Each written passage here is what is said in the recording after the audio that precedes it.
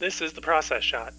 I'm Michael, I'm stuck in a movie theater, and I've seen Tokyo Drifter, a rather stylish Japanese crime drama from 1966, directed by Seijun Suzuki. It follows a gangster named Tetsu who has turned straight, remaining loyal to his boss and working with him at a new club he owns.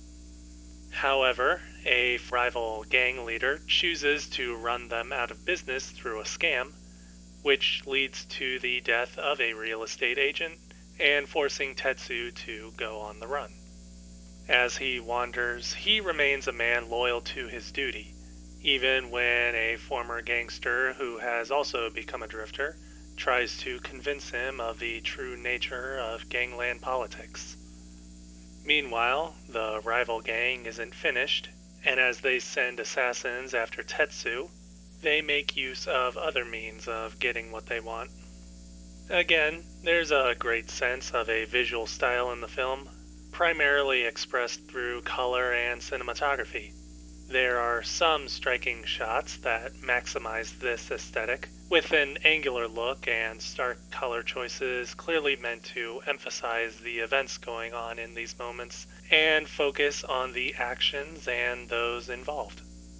It's a very distinct look that clearly separates the film from others like it, but unfortunately it's not used throughout the film, only sparingly and generally in action scenes.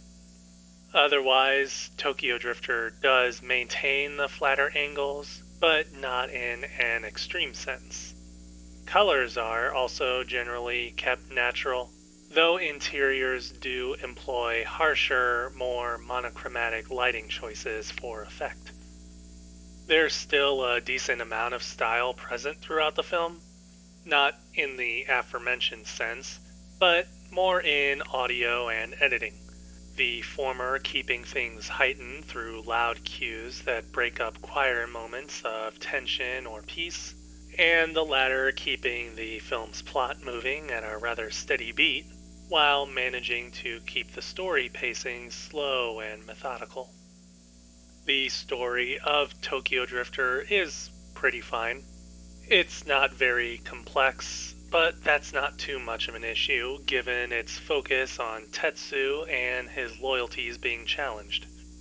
There's still plenty of action as he travels the country, but it's punctuated by scenes that tend to deconstruct and dismantle this ideology of his, which he sticks to with an unwavering sense of duty as though there is nothing to his life but that loyalty and service. It's a theme that carries a good amount of baggage with it, but it's presented here in a bit of a black and white manner. It's really more of the surrounding context that's given a bit more detail, specifically the inciting rivalry between gangs, and the fact that the whole conflict is sparked by a factor outside of a simpler fight for territory or power. It adds a sort of depth which brings the underlying conflicts out from traditional areas and puts them in a new context, showing what happens long after the dust settles but the fighters are still standing, so to speak.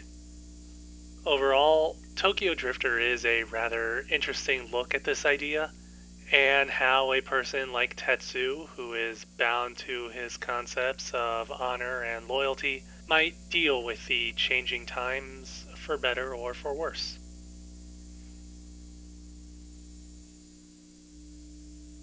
Tokyo Drifter, Seijun Suzuki, 1966. 4 stars. I'd recommend seeing it. That's it for the review. If you liked it, please leave a like. If you'd like to, leave a comment. Subscribe to the channel for more reviews, of course. I do wish the movie had more of that stylization to it, though. The little bit we do get is awesome.